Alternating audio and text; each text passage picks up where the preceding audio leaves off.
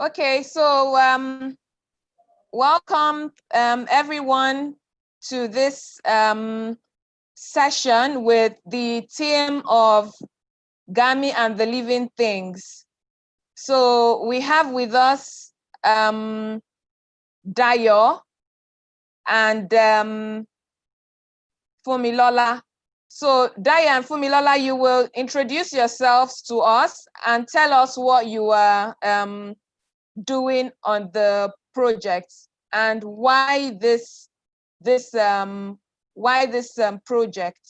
So over to you. We can't hear you. I think you've muted yourself again.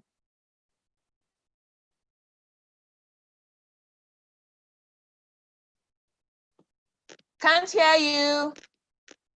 I don't know what's happening. We can't hear you.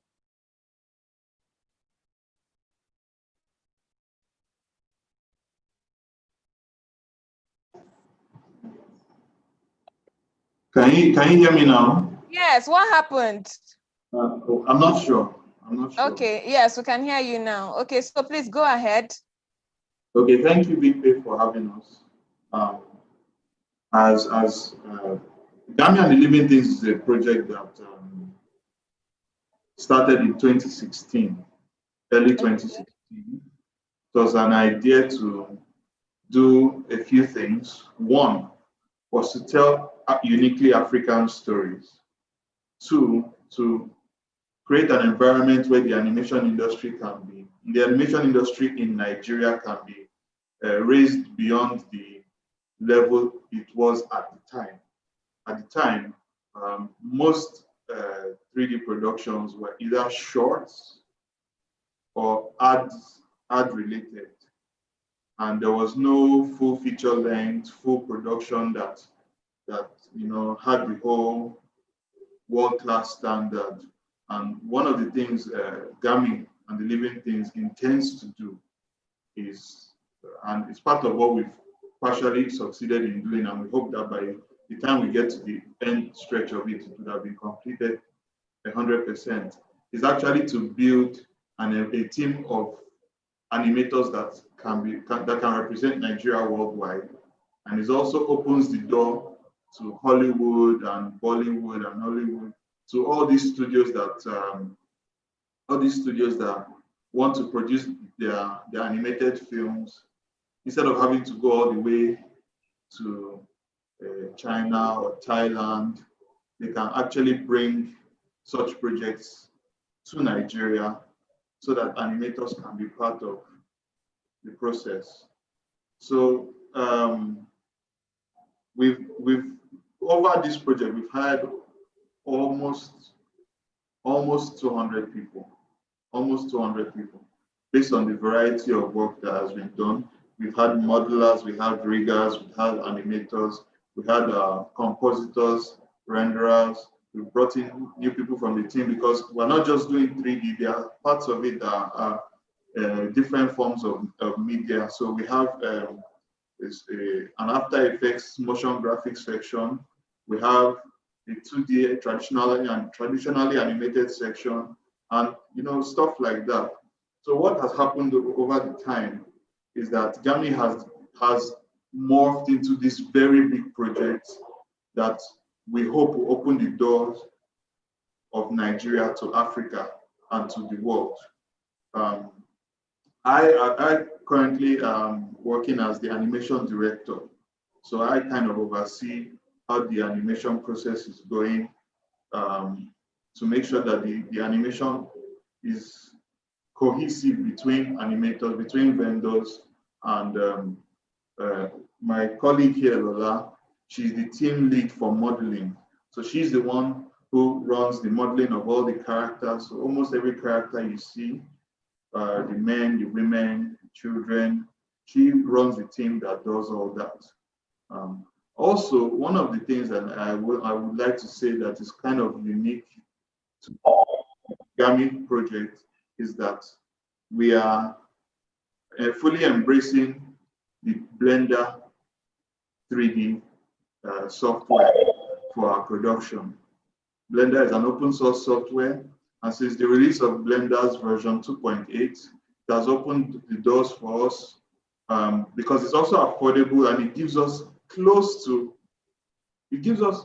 very clean results that we were even surprised when we went into it, because originally we had thought of using a normal fancy renderer and a fancy 3D software to get this work out.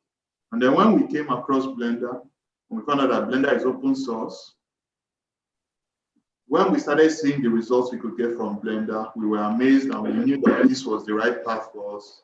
So it's also one of the things we hope to showcase with Gami, that this is what Blender has helped us achieve, and this is something that is financially sustainable as an endeavor in Nigeria. Okay, thank you for that. So I have several, questions to ask. So you said you started the journey in 2016, and now this is 2020. That's 4 years. So why that? Why that stretch? Is it that you kept starting redesigning characters and all? That's one. And then the curious thing, you said you have a team of like 200 people.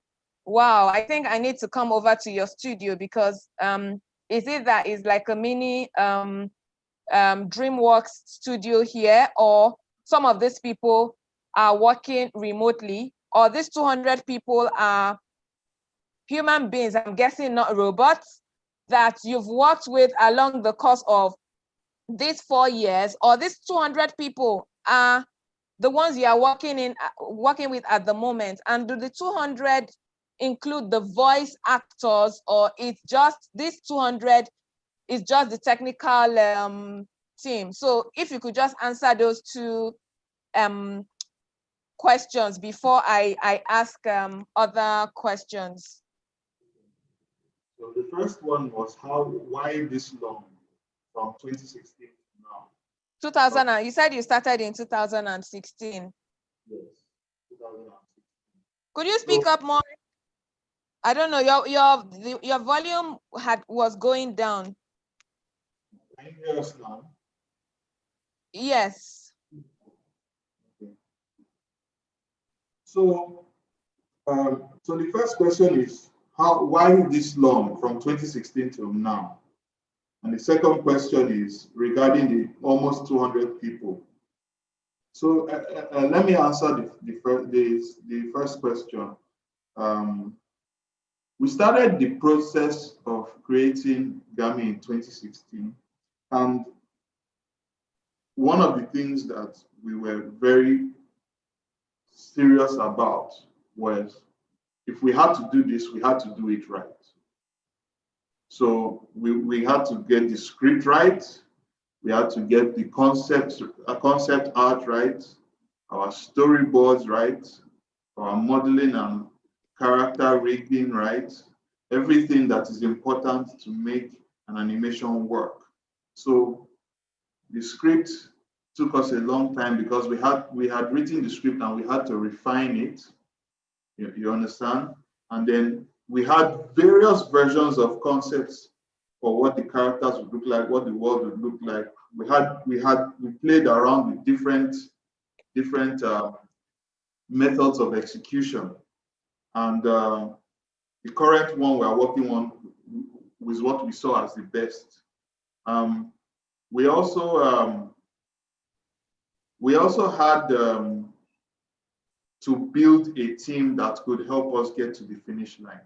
And the state of Nigerian animation as it is right now is we have a lot of people working in silos, a lot of freelancers, and a lot of people who, at the time when we spoke to them, actually didn't believe this was possible, a full feature-length animation.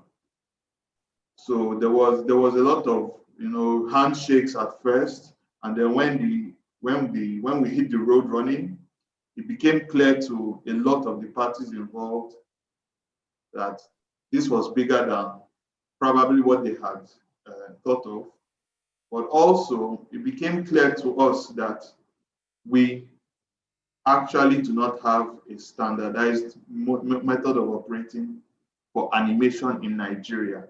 And that alone is one of the things Gami's production and Utriku Studio hopes to set up, using Gami's production as a baseline or as a jumping off point.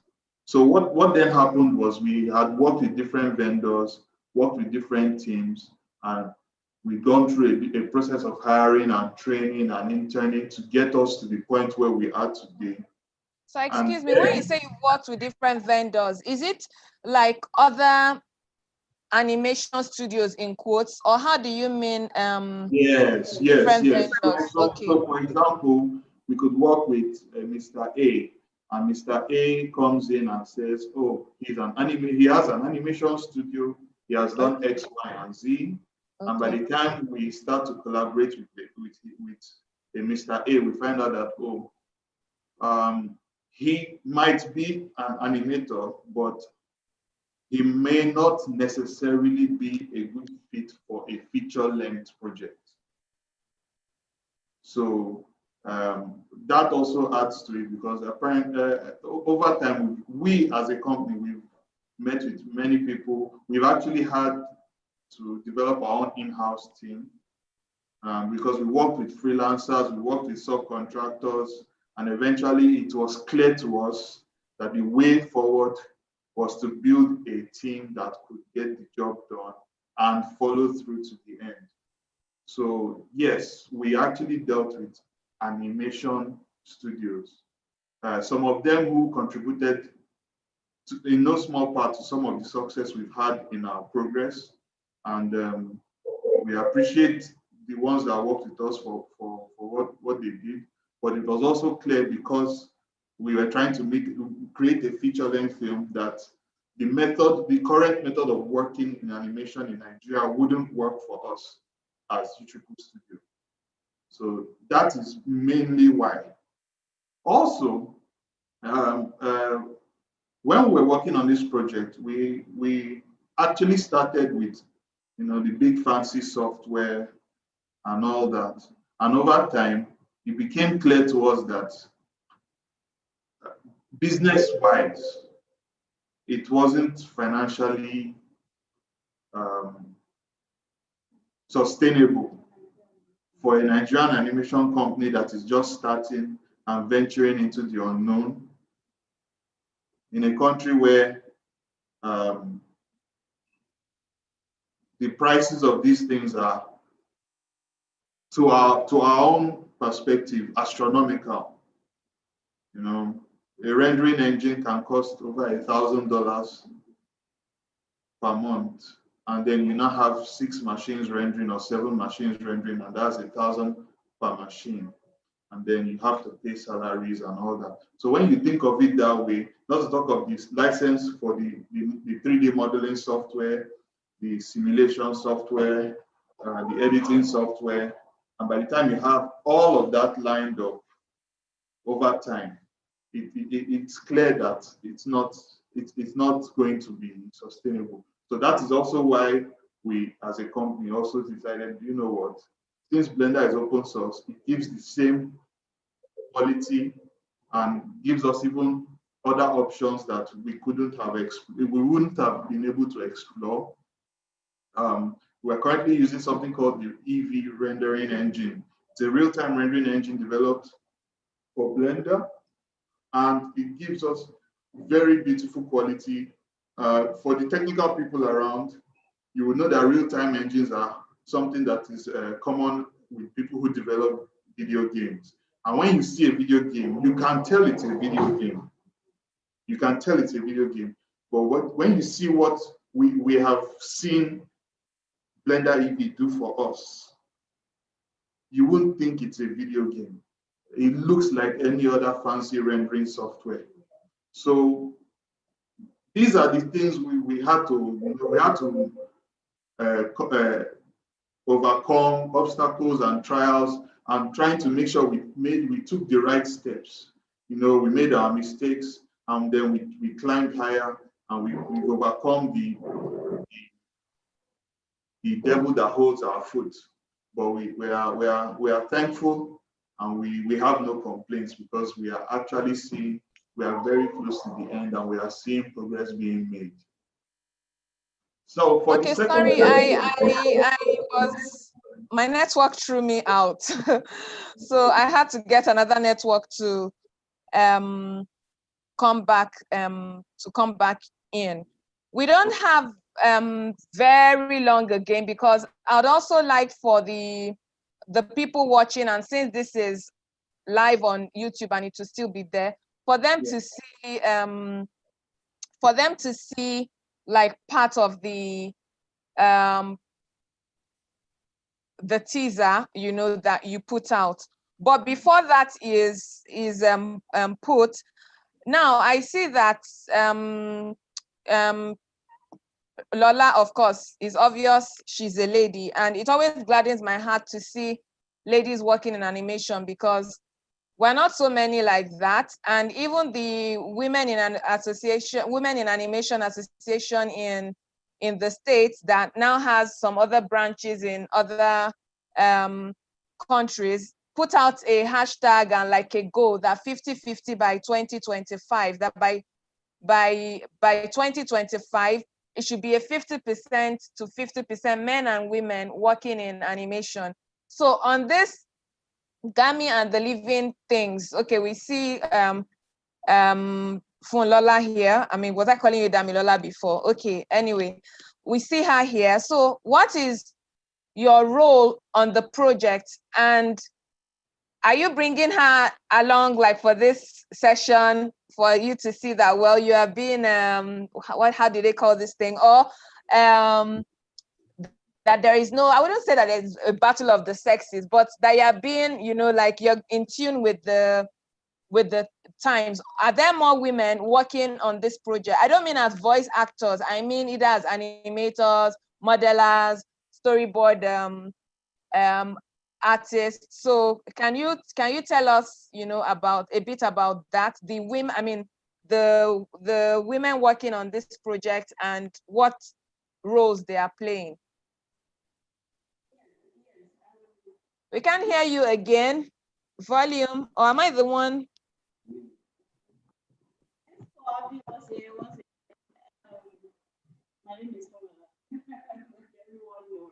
Louder, please. We can't hear. Okay, can you hear me now? Yes, yes. Okay. So as at the time the project started, it was really like I was literally the only woman as at then, and it was a passion that I had, and I still have, you know. And I was like, okay, this is not all about just working on Gami and the Living Things for me. I came on board specifically so that I can be like an example to ladies out there, to also encourage people that this doesn't have to be the men's world alone, that ladies too can pull this off. And as at then, I was the only lady, but right now we have ladies, we have 4 ladies already working. We have a lady animator, and we also have 2D animators as well, storyboarders that are ladies, and we are doing awesome. And I'm really looking forward to see more ladies join the industry. And the guys too have been awesome, and they've been there encouraging us. And so pretty much now it is the ratio of 1 to 50, because if you say you're 200 people working on this project and there are 4 ladies, it's ratio of 1 to 50. So, well, let us hope that things keep getting better. Can we play the can we see part of the project? Yeah, so one quick, can I ask a quick question before we start seeing the project? Yes, please. Okay, yeah, just quickly, when are you guys planning on releasing the movie?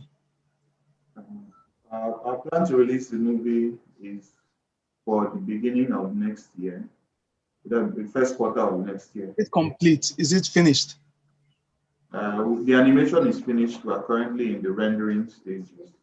If you are rendering now, then you actually release beginning of next year. That is what I talked about with the power of the Blender. I know you are using Blender, and Blender is like heaven. I was stuck on 3D Studio Max from the year 1999 till early this year. I just broke that jinx. Blender is like heaven, but nevertheless, you have to run your passes. You have to be sure that things look good. The rendering, if you're doing all those ray tracing, everything, but the bottom line is everything has to look cinematic, and the feel has to look good. So I would say don't be in a hurry. But again, which is the most important part of this question I'm asking, have you guys approached a distributor for this? We are currently speaking with about 3 different distributors, 2 international, 1 local. No, let's concentrate on the local now. Have you gotten a local? Do you have a distributor attached to this project as of now? Yes, but as I personally am not at liberty to speak on that currently. But yes, it's not actually distribution is not secret. It's not a secret talk. I'm a producer, so I know. You know what I'm trying to say. Distribution is what you say out proudly. You know, the distributor plays a very important role in making sure everybody anticipates your film. So if you actually have a distributor by now, your distributor should be making a lot of noise about your film, not just you. And is the job of this distributor? The noise is starting. Maybe they're still like in the final tidying up stages, as it were. I was even curious about the funding because. Let me just land. Hold on. I'm not trying to put you on the edge. I'm just telling you what could make things work for you and what could make things become hostile or not work. Because I've done films in the past that I finished the film and then I went to the distributor after the film was ready. And then a distributor could tell you no when you have your finished product. And then that product remains in your hand.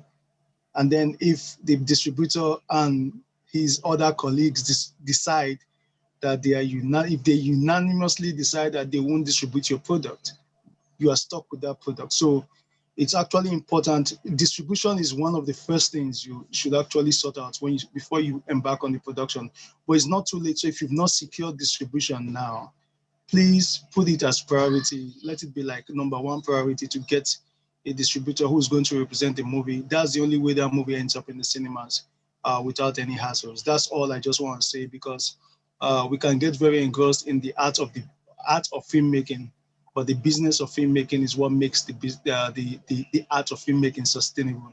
You understand? So I'm saying this as an observation and also an advice that sort out the business part as well. It's very important, very important. Sort out the business part as well. And it starts with getting a good distributor who will stand behind the project. So thank you very much. I just spoke to one of the producers, and I've been allowed to say Film One is who our local distributor is. So I think that clears up that. Okay. So my question before we screen, I'm curious about the funding that you got for this, because one, animation is not cheap, and then you started this journey in 2016, and as at now you have an army of 200 creatives, not to talk of the heavyweight voice talents you have, likes of Joke Silva and all, which I'm sure that even if they may be friends of the house, because of their status and all, their money will not be peanuts. So is it a loan? Is it a grant? I mean, like, can you share? Because since you were talking about the fact that you wanted to do things to give people hope, the possibility of feature films and all. So people that want to work on feature films in Nigeria, like now, can we have an idea of how you got the funds? Okay. Just in a sentence, because we just want to show a bit of your trailer now. Just in a sentence.